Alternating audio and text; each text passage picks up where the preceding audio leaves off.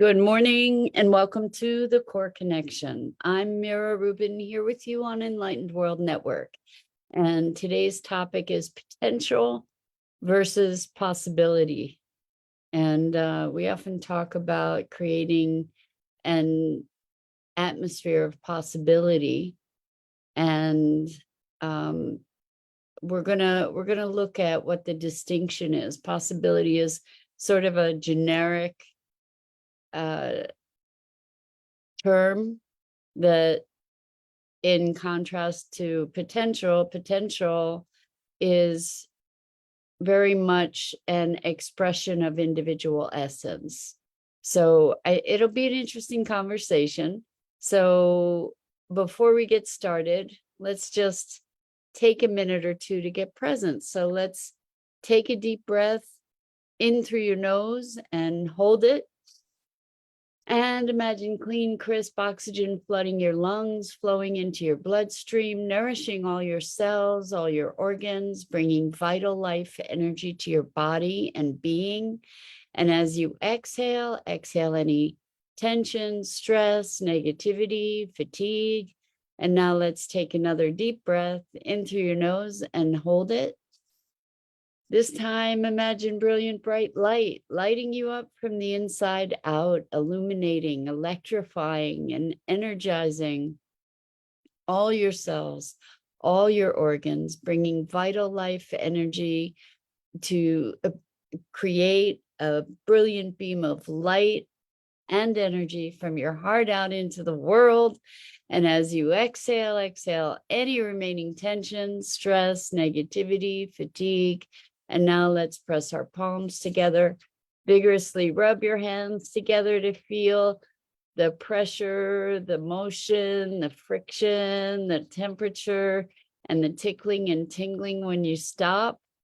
And allow all those sensations to bring you present right here, right now, into this remarkable physical form that enables you to experience life. Welcome, welcome, welcome. So good morning, Rosalind. Good morning to everybody else who's joining us.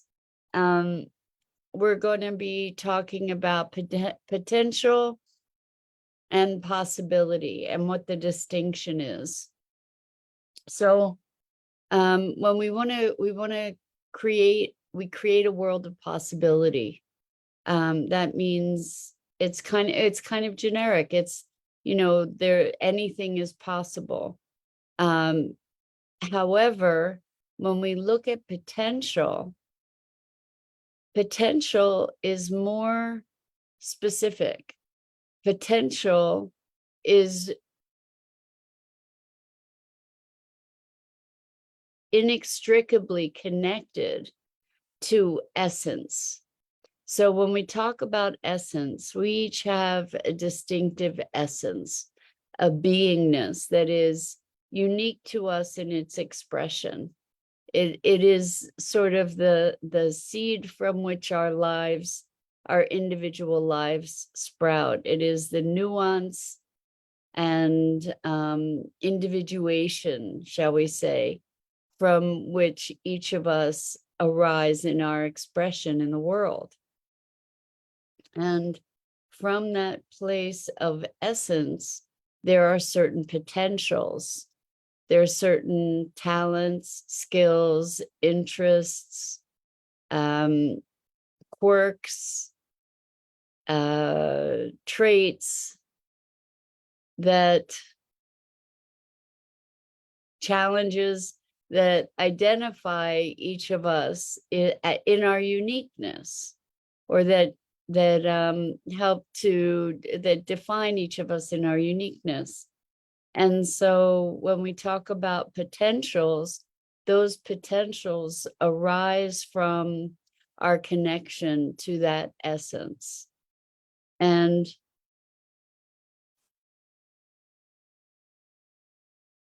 what's interesting about potentials is that they're not bounded. As we fulfill a new potential, further potentials also then open. And it's a it's an evolutionary thing. It's kind of like one door opens into a hallway, and there's a doorway at the end of that hallway that opens into another hallway with another door, and on and on. And so potentials continue to unfold, and it doesn't mean that we necessarily step into them. We may not have the courage to step into those potentials, but they're there. They're there and they're available to us. So where this conversation's coming from, and by the way, I put this distinction between potential and possibility is not my own distinction. I was made aware of it by Carol Sanford, who's a wonderful, wonderful, brilliant thought leader. And I invite you to check her out. Sanford, Carol Sanford. But anyway, this conversation came up because we talked about it in my Core Connection group coaching call yesterday. And to allow ourselves, and what we did was an exercise where we connected with our essential self. And you could call it your higher self, you could call it whatever you call it, but to connect in most deeply to whatever that force is that animates you in this life, that is the essence of your being. And so we connected and essentially asked for a potential, like what's an unexpressed potential that is here for me. And so it does, for me, it doesn't mean like being an astronaut, because that's not part of my heart and soul. It's like that would be a possibility, but maybe that might be a possibility, but it's not an expression of my deepest potential. It's not in alignment with my essence, my beingness. It's not a deep expression of that aspect of my being that is the distilled essential thing that makes me me. Anyway, it was really, really interesting to do this exercise, to connect to a potential that has been unexpressed. And it was fascinating to me because I actually took time to do the exercise as well. And what I noticed is that this potential arose. It was sort of an image, and I was seeing myself standing and speaking to a room that was filled with lots and lots and lots and lots of people, standing on a stage and speaking.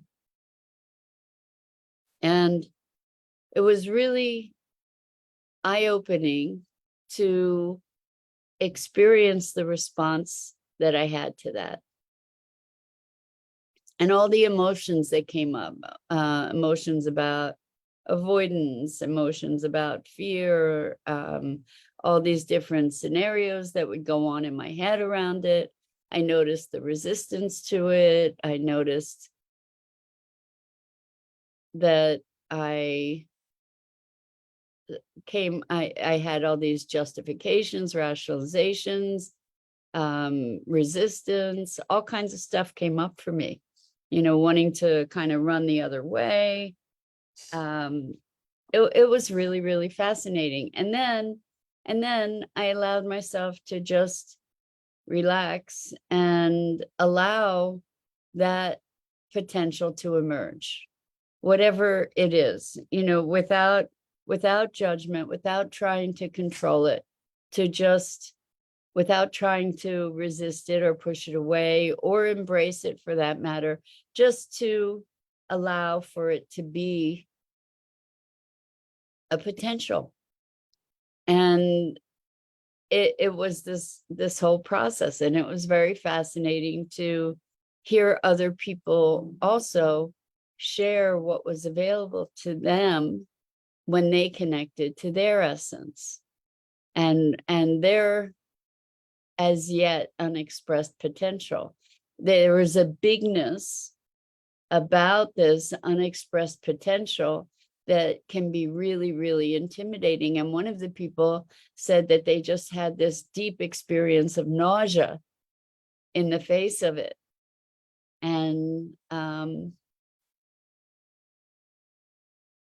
looking at our greater selves, it can be very intimidating, and it's an invitation.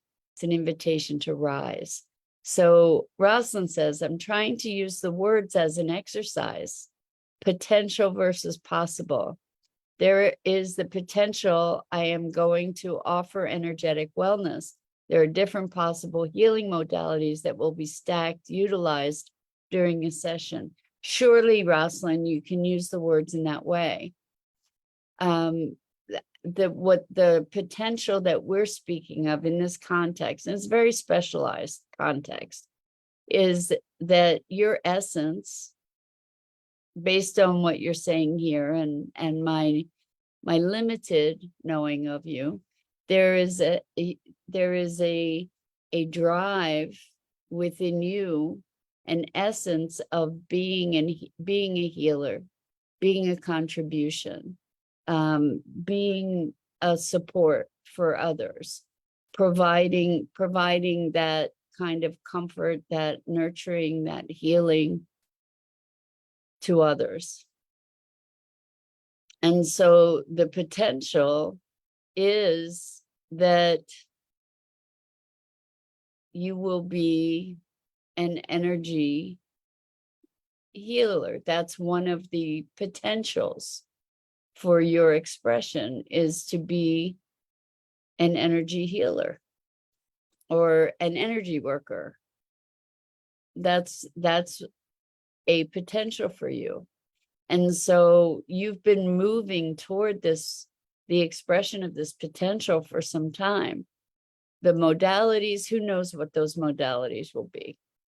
And like you said, there are different possible modalities, and you're still going to be using those modalities to express your essence, your unique life force.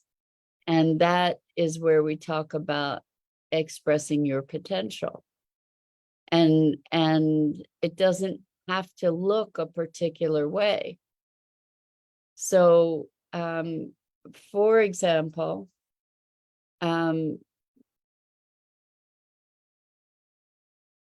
my intention as part of my essence is to elevate consciousness on the planet. And obviously, I'm not imagining that I'm going to do that single-handedly in any way, shape, or form, but to elevate consciousness. So in these conversations with you all, that's my intention, is that we're elevating awareness, we're elevating our consciousness, we're by becoming more mindful, we are elevating our presence, our mindfulness, and elevating the frequency on the planet. That's the intention, right? And so I think part of my essence has always been partner teacher. So I've always been partner teacher student, like I've always been really, really fascinated by learning. I've always been really fascinated by consciousness and the essence of consciousness and how we can elevate our our being and our experience. So that is part of my essence. So me expressing that is very much honoring that essence. It's expressing a potential. And then to be, when I took ownership of that also, in addition to the eco park vision I have, that my commitment is to elevate consciousness, what it opened up for me was the potential for a course on, that I'm in the process of developing, so that I can reach more people, so that I can serve my essence, so that I can express my potential more expansively. So the question for you is first to connect to your essence, and then ask for a representation, or ask what is a potential for me, what is my unexpressed potential. And it's very possible that you will get feedback that is like kind of makes you catch your breath, because the idea of potential is that it's often beyond our current state of ableness. And that also is from Carol Sanford. So what that means is that we have this vision that we grow into. It's beyond our current capability. We may not know how, or it may be very frightening, or it may be on a scale that feels too grand. We will need to grow into it. We will need to evolve to a place where we're able to take on that potential. And then as we do that, then another new potential opens. And it's kind of like Mission Impossible, except it's not impossible. It just feels like it's really a reach. Like we really have to evolve in order to be able to perform at that level. So Rosalind says, expanding the definition of potential. Scientifically, potential energy is, for example, the force an object will impact the ground when released from a certain height. Okay. So that's kind of an awesome example. Potential energy, it's not activated until that object meets the ground, right? So it's there, it's potential energy, and it needs an activator. And so when we recognize our potentials, we want to be moving toward them, that they're in moving toward those potentials, in recognizing and owning those potentials, it's a vitalizing force. It brings us to life in a whole new way. It's the kind of thing that makes your heart go pit-a-pat, that says, okay, here's the next thing. And we step forward and up and forward into that. And it causes us to become more of who we are. And so one of the things that I say is that we get to forget who we believe ourselves to be, so that we can become more of who we are. And what I mean by that is, so much of who we believe ourselves to be is based in negative patterned programming or limitation. We've adopted all kinds of constraints and limitations that tell us why we're not capable of doing or being the expression of our true essence, that it's too big a dream, for instance. And dreaming can be very intimidating. Stepping toward your potential can be very intimidating because it means stepping beyond the limiting notions we have of ourselves and our capacities and our capabilities. So we often will limit ourselves by not knowing how, right? Lots of us, I certainly was prey to this for the longest time, just feeling like I needed to learn more, I needed to know more before I could X, Y, or Z.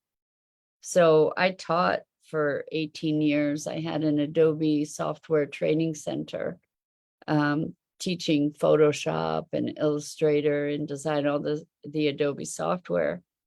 And it took me a long time to get to a place where I felt I was able to teach, because I had to get over the notion of knowing everything, like that I had to know everything before I could teach something. And the truth was that I needed a certain level of expertise, but more than needing to know everything, I needed to be able to learn. And so when students would say, how does this work? And I didn't have an answer, rather than feeling ashamed and incompetent, I was able to finally come to a place where I could say, you know what? I don't know, but I'll find out for you. And that's kind of like with these inquiries too. It's not like I know. I don't know the answers to everything. Nobody does. And we get to explore these things together. So partner teacher, partner teacher student kind of thing, where we get to go arm in arm and explore these thoughts, these conversations, these new perspectives, and discover collectively. So the idea behind expressed potential is the courage that it takes to be willing to step into it. First of all, to be willing to dream it. I have a friend who years ago I said, well, what do you dream of? And they were like, nope, not going there. I have my plan. I'm doing my plan. I'm not, I'm not going to let myself go off track with that dreaming stuff, but that's what potential is. It takes courage to step beyond the momentary comfort. And I have a someone I'm working with who is in a position working for a company, and is in the inquiry around their dreams. Like what would it be to be expressing that potential? What is that potential to begin with? And it's so fascinating to see the profound degree of avoidance that is happening with this person, like having to reschedule appointments a lot, and actually having to cancel appointments sometimes, and not doing assignments that we've both agreed on, like all this avoidant behavior, big time, because the dreaming is such a threat, the fear that they might discover that they are not happy where they are and would need to make a change in order to be true to their vision and their dream. And we are so conditioned to stay small. We are so conditioned to stay small. And I don't think that there's ever been a time in human history where the call is to be, it has been greater to be our greatest selves. The world needs you. The world needs you to be here in fulfillment of your potential. The world needs you to become the brilliant, shining light that you are and can be. And as we move into expression of our potentials, I believe that we heal the world. We heal ourselves and we heal the world, because in the movement into that space of potential, all our stuff comes up and we get the opportunity to be clearing that and releasing that as we blossom and as we expand and as we come into fuller expression and service to life, the life force that is expressing itself uniquely through our particular vessel. So with that, I think that's it for this morning. And I'm Mira Rubin. This is the Core Connection. I go live here each weekday morning on the Enlightened World Network Facebook page and YouTube channel, and at 9 a.m. Eastern. And I invite you to check out the other awesome programming on Enlightened World Network and Enlightened World Living. And I'm so grateful to you for engaging in these conversations and these thought experiments together, and the willingness to take on your essence and the expression of your potential. So until next time, so much love to you.